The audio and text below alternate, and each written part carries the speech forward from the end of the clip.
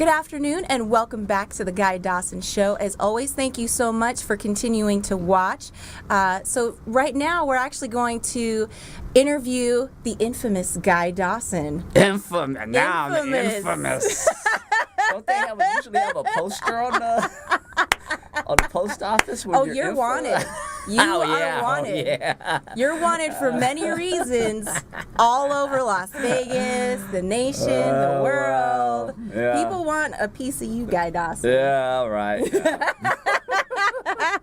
Well, thank you for interviewing me, Corintha. Absolutely. So before we jump into this interview, I just want to remind the viewers at home about how they can watch the Guy Dawson Show. Of course, you can always watch live on WCOBM.com, the Las Vegas channel. You can watch every Thursday at 2 p.m. Pacific Standard Time. And then we actually do a really good job of archiving the show also. So check us out on YouTube and make sure to subscribe there. And if you would like to, you could even binge watch. Binge watch the Guy Dawson. Yes. Get your popcorn. Forget Netflix. Yeah, boy, we've had some really interesting interviews through the years. When you go back and I watched some of the shows that we did back in 2015 or 14, it's just...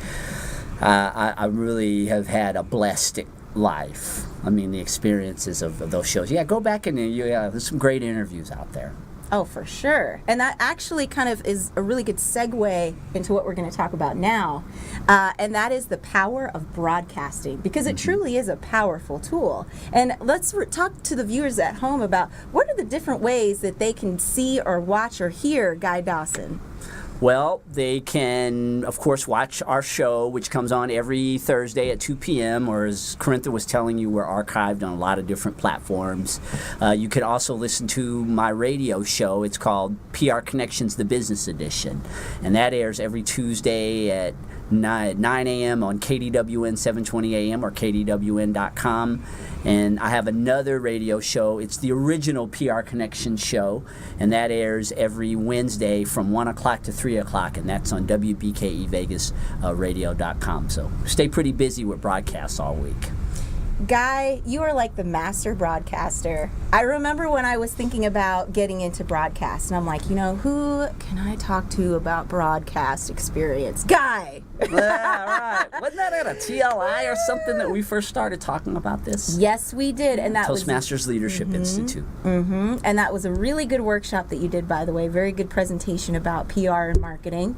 But, really, it really made me think. It took me a while. If you've ever watched the show previously, then you know a little bit of my journey and my story. It took me a while to get in touch with Guy and say, okay, now I'm ready. I'm ready to be involved. Oh, yeah, but I always knew you'd come around. Oh, absolutely. And I'm so glad that I did. I've learned so much. And there's a lot that goes into broadcasting that folks have no idea about. I think people think oh, I can just pick up my own show and it's going to be easy. But can you talk a little bit about the struggle behind how this happens? Yes. Well, it's... Corintha, we come in here and we laugh and we have a lot of fun, but you're learning about the back end of a show. About 95% of the work is the things that we do that are not in the studio. We're only in the studio for these 2 segments every week.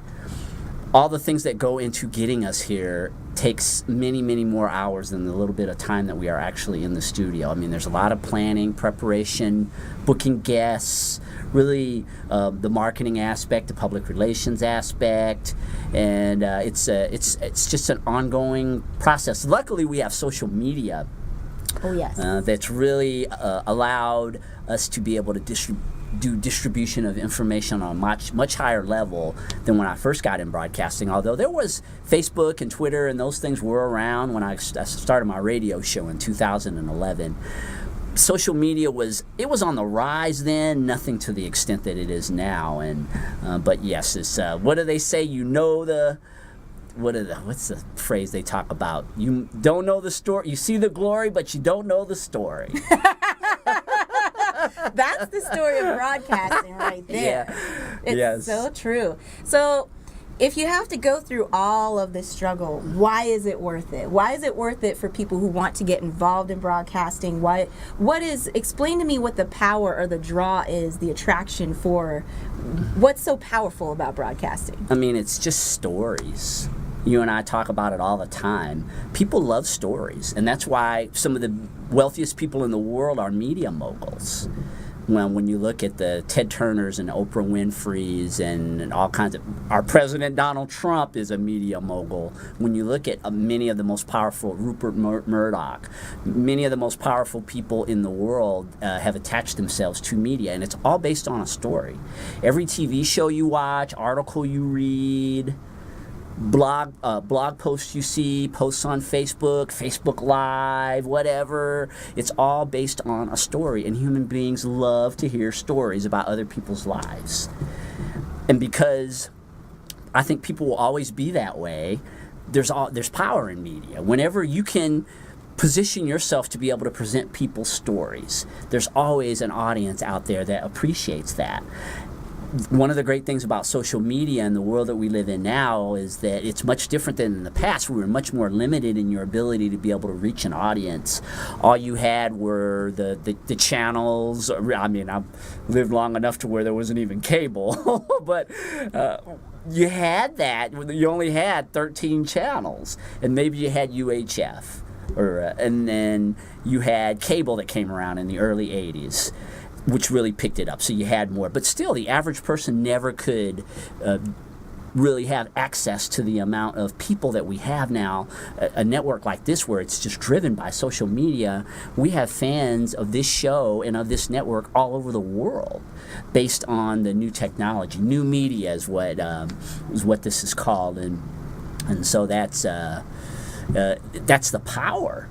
Is that people, they go on and they watch these shows, Corintha. They do. We talk about, you can binge watch the Guy Dawson show. People tell me about it. They go, oh, I just sat there and I watched one interview and I watched another interview. And for us to be able to do that, for me, that's a dream come true. I mean, this just to be able to, I love to interview people. I know you love to do that too.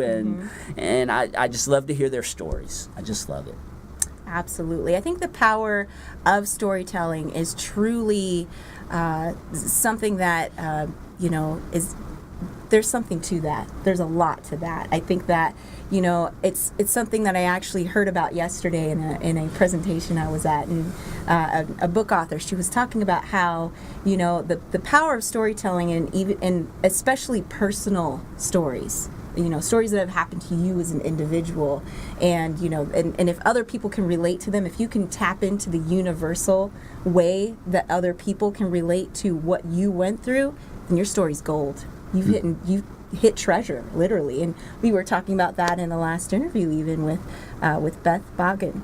So that was absolutely wonderful. But one of the things I did want to talk to you about is, because I don't think enough people know about this, but the different platforms that can you talk about the differences between radio and television, and can you talk about the differences in your radio show versus what you do here on the Guy Dawson show? Because I don't think enough people know about that. Right.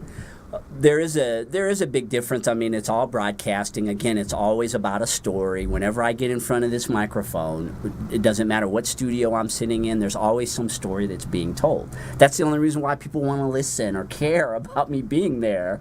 And so the radio, again, that's how I got my start in broadcasting. Back in 2011, I created the company created PR Connections, and that started out just as a platform to promote my PR clients for the most part. And I have a good friend named Bruce Garrett, he's actually one of the franchise owners at WCOBM. He's my broadcasting mentor, and he introduced me to radio in 2011. He really took me under his wing and nurtured me and showed me why this was a powerful medium, why just having an hour of a show once a week on the radio could set me apart from other people in my industry. As a PR and marketing person, there's some huge firms out here in Vegas that represent these big properties, and I was, just a young guy, didn't go to school here, didn't have a lot of connections in Vegas, and I was trying to figure out a way that I could distinguish my business from the other businesses in town. And I learned that by hosting a talk radio show, it gave me an ability to present people in a way that the other firms couldn't, along with, of course, when you're a PR person, you book people on TV and radio as well. But being able to bring my clients onto a platform in an environment that's PR related to present them and to shine them in the best light was the reason why I just kept going with radio. And so the radio it's different than TV because radio is imaginative. You can't see the person. You can only speculate about how they look, their expressions. So a lot of things are going on. We're like here when we do TV, we have to always be worried that we don't scratch our nose or we don't. You're all watching as we're doing this. When you're on the radio, you're not worried about things like that. You can, if you have to scratch your nose, if you have to do something, and It's so true because I was going through that in the last segment, and in my mind I'm thinking, don't sneeze, right. don't sneeze, don't sneeze, there. and you have to hold it inside until the very end. So See, you are becoming a true journalist because you know how to hold a sneeze or a nose scratch. You have to. So radio's different. The thing I like about radio is the imaginative capacity of it, in that you really have to imagine the story more. Where with us, you can see us, we're talking, you know what we look like, our expressions, we can't hide anything. Over there, it's imaginative. And so I mean, that's my first love, is radio. I was given the opportunity to do the online streaming show back in 2014. I walked into the studio for another interview one day, and I said, wow, this is the future. I could just see it back then, and so it's a much different way.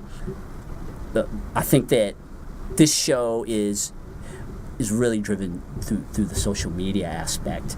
With the radio shows that I do have the online show, which is much more driven through social media. But when it's AM radio, there's still people out there that turn on the radio. That's how my mother listens to to the show, and people tell me all the time in their cars they turn it on. There are actually people out there who still listen to the radio. There's an audience out there of diehard radio listeners. They just love talk radio. And they become followers of your show. They reach out to you and let you know how much they appreciate or do not appreciate. I've had some phone calls about people who did not appreciate my show. Wow. And then I did want to, we're going to talk about that because that sounds really interesting. But I did want to ask you. Not everybody loves you out there, Corintha. That's true. Yeah. That's true. Well, I don't know. I think everyone loves me. I'm just kidding. I love you, Corintha. Aw, thank you. See, that's all I need. So one thing I did want to kind of let viewers know about is the fact that even if you don't have an AM receiver in your car, you can download an AM radio app onto your iPhone, onto your smartphone, and you can still tune in to the Guy Dawson Show that way. And then the other thing I was going to say was I heard a little rumor. A birdie told me that do you have archives of certain shows? So if you really love watching the Guy Dawson Show and you just can't get enough and you're like, I need more Guy Dawson in my life. Oh, yeah. You never know, Guy. You never know. There might be some, they don't have any life whatsoever. Yeah, you hear you don't really realize the impact sometimes. Yes. We come in here, Corintha, every week. We do these shows, and when I'm sitting behind the computer and it's late at night and I'm cranking out marketing or I'm creating flow sheets and things like that, and I want to sleep, and you really don't realize the impact that you have on people presenting these shows and getting them out, and how they can relate to the stories that you talk about, and how much they enjoy what it is that you have to say. People do. They sit over there. Yeah, subscribe to the YouTube channel, and really, yes. There are people that literally sit and they watch these shows, all the WCOBM shows. Mm-hmm. It's interesting. I was also going to say there's YouTubes of the radio shows too, right? Yeah, you can also subscribe to the PR Connections radio channel, and you can listen to years worth of, even beyond this. I mean, you've got radio shows that I did back in 2012 or 11, and I listen to things like that, and I think, boy, I was not that good of a of a broadcaster back then. I mean, I was passionate and I was enthusiastic. That's just naturally how I am. Yes. But really knowing how to present people, and it's something that, like you were saying in the earlier in the interview, it's learned. It's not something that you just know how to do. Just because you have a personality maybe that's energetic, that's not enough. There's ways to ask people questions, to wait for their responses, a connection that you make with the people who you're talking to, and they know it. They know when you're someone who is truly concerned about hearing about what their story is all about. I was talking to a lady over the weekend. Her name is Amy Jo Greer. And Amy Jo is another one of my mentors in broadcasting, and she's a wonderful woman. She had a show here in Vegas called Amy Jo on the Go, and the Amy Jo Greer show. Years ago, even before I got in broadcasting, but I was considering it kind of at that time, and she says, see, Guy, the way that you're successful as a broadcaster and as an interviewer is you have to be the kind of person that fits people like a nice old shoe. And people, you're just a nice old shoe that they can put on, and they sit next to you and they feel really comfortable. Like when you put on that. I have a pair of Nikes that are 15 years old that I'm still wearing. Do you have any like that? Oh, I do. Any shoes like that? Of course like I a good do. old shoe? Yes. And I can so relate to I just saw her over the weekend. I was at the Foodie Fest out in Henderson, and I ran into her, and I really thanked her for all that she taught me. And she's got another show now. It's on cable somewhere, but yeah, these mentors they're so important, and you and I working together, it's just really me just giving back what was so freely given to me by others. Well, I certainly appreciate it a lot. I do want to, I hate to bring any kind of negativity to this, such a positive vibe that we have going on right now in this interview, but if you could tell me what, like, a critique or something that somebody said on a show or a particular phone caller, and you're just thinking to yourself, this is so ridiculous. And how do you deal with it? How do you deal with the haters? Yeah, I've had some, that's just how it is. I mean, when you expose yourself, when you're on radio and the world is out there, they turn on the radio, they go on the internet, you can go to any internet, all shows are streamed now, like Corintha was saying. And when you're exposed, there's a lot of different kind of people in the world. There was this one guy, it wasn't a call-in on a show, but he called my number.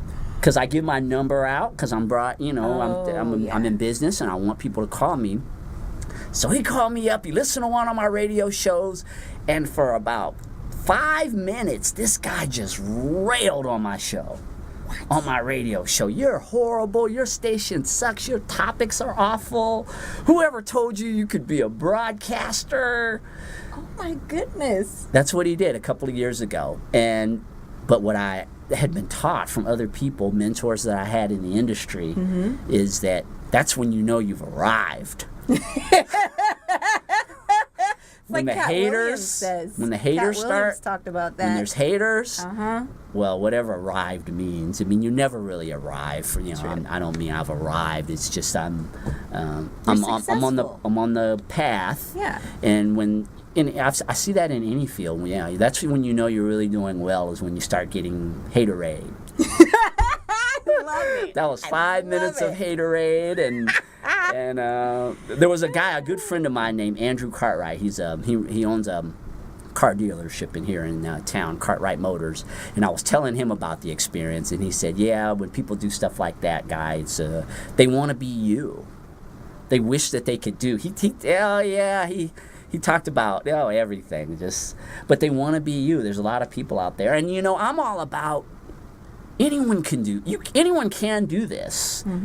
There's just a level of commitment and sacrifice that you have to be willing to make to do it. I believe anyone can do anything. Will you be a person who's willing to make the sacrifice to be a broadcaster, to deal with all the parts of it, the show, the financial aspect, and it's I've seen hundreds of shows come and go, and usually the reason why they come and go is you have to have an incredible commitment just like any business or anything that you're doing that most people aren't doing. You have a level of commitment to that they don't have. That's the only difference. It's usually not talent or anything other than your commitment to whatever it is that you want to contribute to society and to make the world a better place. And for me, broadcasting is a big part of that. That is a wonderful place to sort of end the interview. So I want to thank you so much, Guy, for letting me interview you about the power of broadcasting. And if you would like to feel that power of broadcasting for yourself and represent yourself or your business, please contact Guy at classycommunications.net. Is that right? That's right. Yep. And his phone number 702-845-6129. Even if you're yes. Even if you're a hater, call me anyway. I love it. It means we're successful and you don't like it. Well, I love it, and I'm really happy to be here. And thank you so much for watching the Guy Dawson Show. Every Thursday, you can catch us on WCOBM.com, 2 p.m. Pacific Standard Time. Thank you so much for watching. Have a great week.